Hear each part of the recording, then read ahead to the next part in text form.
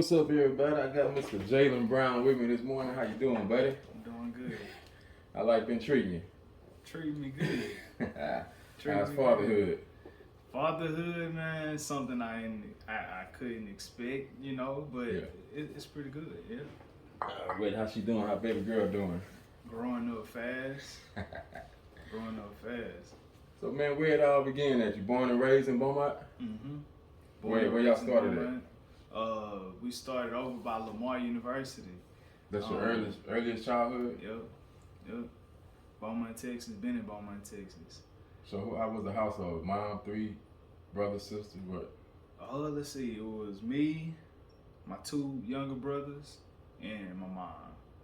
Okay. So how was the relationship with you and your dad, you and your father? We got a real good relationship. Growing up, I'd always known my dad to be there until probably about, I honestly I don't know the age, but I know, I would say middle school maybe. Middle school maybe is when I ain't really see him that much no more. Now that I'm older, we done had that conversation now, so it's like, okay, now, and then me being a father, too, I can see both sides of the story now, but it was always just, really just in the household, me, my brothers, and my mom. So, okay, what was that like then when your father was Ezra Brown? Mm-hmm. Running back from Central? Mm-hmm. Boy, that was bad. So he was teaching you the game of football growing up? Yeah. That football was life. Football was life. Any life lesson had something to do and related and tied into football. So it probably was kind of weird for your pop to show you the game that he loved, and then right when you learned the game that you loved, he wasn't there. Middle school, yep. So what was the mindset? What was that mindset like while you on the field? It wasn't really a mindset. It was just, for me, it was just go play. I knew football.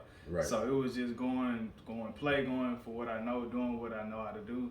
And, that was pretty much it. I never really, I guess, as a kid, you're not taking the time out to think, on that level. But, growing up, it was just, I knew football, so I played football. What position you played? I started out playing running back, of course, inspired by Pops, so that was the thing, and then turned out to be a quarterback, and then played quarterback all the way through high school. Ozan? Mm-hmm. What year was this? That was graduated in 2015. We got to Ozan in 2012, so 2012 to 2015. You graduated 2015. Mm-hmm. You went straight to Lamar? Mm-mm. So I went and played football at Soul Ross in West Texas, and then from there I was like, it's, once you play football in college, it's like, it's a business at that point. It's not you just playing for fun. So I had to choose, do I want to try to pursue football as a career, or do I need to pursue my own careers? And so that just brought me back to Beaumont to go to Lamar. What that stage was like when you were playing football out there? College football. It was college football. I don't know. Did you come across any little hard times on your own out there, or what?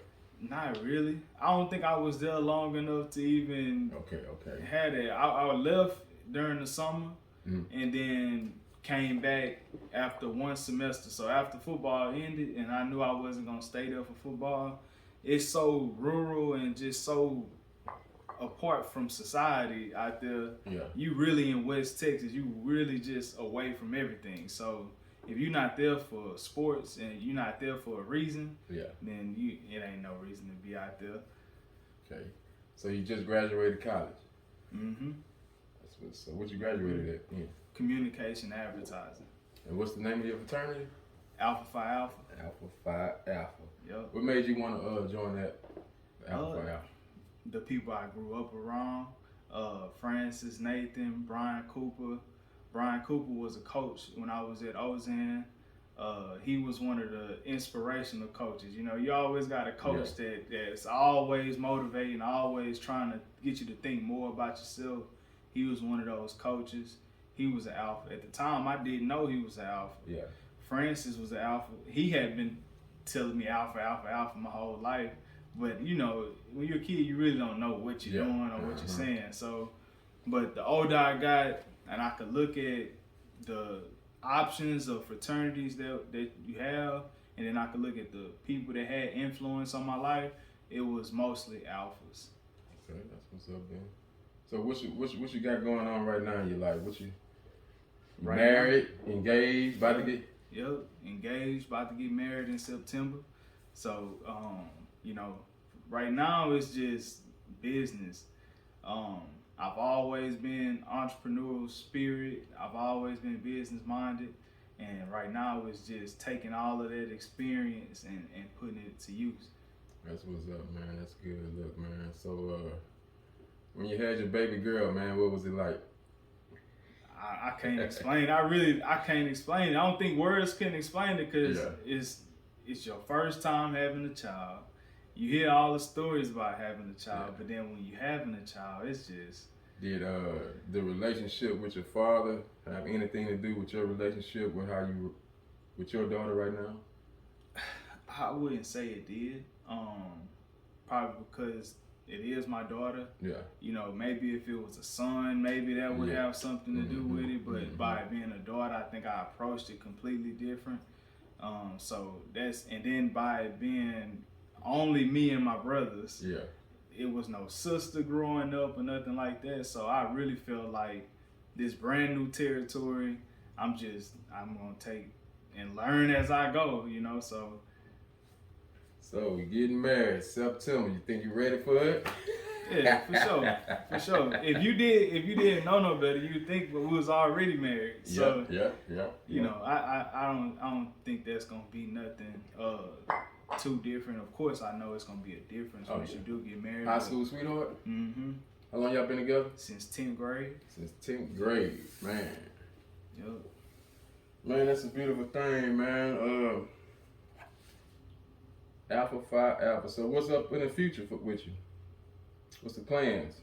Shoot, what's your time frame? I got plans for years and years to come. So I guess, you know, short term, I would say is getting the business going. What type of business? Credit repair. Okay. We've been doing credit repair now for about 3 years. You and who? Me and my mom. We've been doing credit repair for about 3 years. What's the other guy name that y'all? For Real Hurt. Okay. For Real Hurt. Yeah. He was one of the people that introduced me to credit and financial literacy and generational wealth. That whole nine, the whole everything that is to know about finances. And then from there, it was just, okay, I see a need for it. Yeah. It's a lot of people that don't know enough about it, and we feel like we could fill that gap. So that's what caused the pursuit. What's the gap, man, in the black community and credit? What? Because it seemed like when I was young, I never even heard the word credit. Like, where did this come from? Right, and that's how it is. That's exactly how it is. I don't know, man. One is not taught. So, you know, you learn everything there is to know about what you think there is to know, except for credit, taxes, the stuff that once you get out of school, then life start hitting you with all these different things that you, like you said, you never heard of it. So I guess that's a part of the gap that we're trying to fill. All right, so you teach it. You teach credit repair. Okay, that's what's up, because we need that, man. That credit, man, you got good credit. That's beautiful. It's a beautiful thing, man. You can use it a lot. And if you got bad credit, you don't know you have bad credit until you try to get something. And then you get told you have bad credit. Teach us a little bit about this credit, man. So what's up with this credit, man? Man, it's not talked about. How can you use it? What is it for? It's for leverage. It's not. When people say credit, it's automatic almost to say it's to get things, it's to make purchases or whatever, but it's for leverage. If you have good credit, it's to leverage your good credit to be able to get something more to leverage that. So, and when I say leverage, it's like going to the bank to get a loan, but you don't need the money, you just leveraging the bank's money. Using someone else's money or something like that. Exactly. Without using my money. Exactly. Okay. So, how long you been doing credit? Now for about 3 years. Is it a certain levels in the credit that you do, or is all just one thing you just credit, or? So you have business credit, you have personal credit. We focus more on personal credit, and more so just educating people about credit, and people that have bad credit or have negative items on their credit report. We would go in and show them, teach them, and I feel like if you know what it is that you're doing and you know more about it, and I'm teaching you and I'm showing you, then if you ever was to find yourself getting back in that position, then you would kind of know how to work your way out of it and not just feel like it's nothing you could do and then that's it. Because I see a lot of people, like, as soon as they hear that their credit is getting good, they trying to buy something, spend something, and just go, just boom, and then they'll call again, hey, my credit this, my credit that. So I think when you're dealing with credit, you have to have patience. And see, that's hard nowadays. So you got anything that you want at your fingertips, literally at your fingertips. And credit is one of those things it's an old ancient giant. You know, it's not gonna just change like that quick. And there is ways to do it that way, but it's only temporary. And then you'll have situations where somebody will want a quick fix, and then 6 months later they back to where they were, and then they like, okay, well, what happened? It's temporary. Credit isn't something that can change overnight. It's something more so about your habits, your buying habits, your spending habits, just your saving habits. Any type of financial habit that you have, your credit is most likely going to show that. Yeah, because I see it, man. I hear people calling, man. They'll call, and, man, I went and got this car. I'm trying to do this. I'm trying to do that. And their credit go with 50 points, and they done apply for a card. And most of the time, people get excited like that because they probably never had good credit. Yeah. And so when they first see, okay, now my score is not in the 500s, it's in the 600s, they think that's gold, but that's not really the case. If you still in the 600s, then you kind of subpar, and you know you could get something, but what about your interest rate? And a lot of people don't think about the interest rate. So just because you can get approved for it, don't necessarily mean that you getting the best deal for what it is that you're getting. Okay, that's what's up, man. That credit history, man. That credit, man, is. And you say y'all do credit and what else? Y'all. Strictly credit. Strictly credit. Strictly credit. We focus on educating about it, and we focus on helping people that have the negative items get the negative items removed. Credit repair is something that everybody can do. Yeah. It's not a secret. It's not like you need a special license, at least in Texas, to be able to work on your own credit. But the thing is, you got to have patience, and you got to be able to stick with it. And then if you can do that, then you can do it. We give all our clients dispute letters. The dispute letters is basically what it is. You write the letters to dispute any negative items that you have on your credit.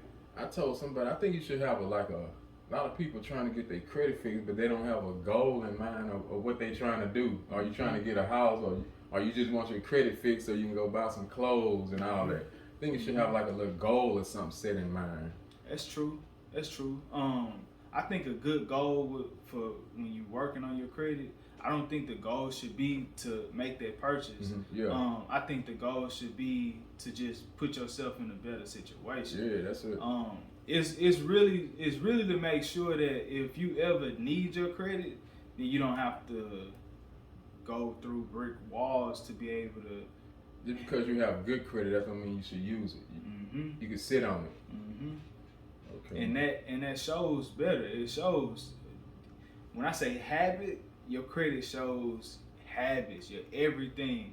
So if you can have a 750 credit score and have a 750 credit score for 10 plus years, that looks way better than having a 750 credit score for 2 months and then you back down to 500. Just because you had a 750 credit score don't necessarily mean that was all that good. Okay, so man, just leave us with the black community, man, or just in general, man, about credit, man? Get with somebody like me, somebody that you can trust, that actually know what they're doing, that's not gonna give you false hope.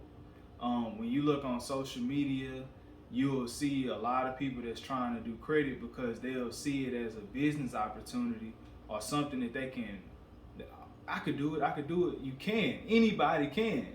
But then you put somebody in a situation where you did help them and then you didn't tell them how you helped them, and then their score might go up for a little bit, but then they score back down and they use that score to go buy whatever it is that they went to buy, and then they back down to where they are. I think there's more of a crab in the bucket mentality, because you helped them, yes, you got paid, their score went up, but then they back down to square one, and then they still looking for help. What we focus on is teaching you and showing you exactly how to not go back down to the bottom of the barrel. Keep your habits. When you get your credit up, that's when you got to have that patience and that discipline. A lot of people don't have discipline, I be seeing. Yeah. So that's what it is, man. Mr. Jaylan Brown, man, and we'll get back with you on part 2. So stay tuned. Thank you. Rose. Push it to the limit.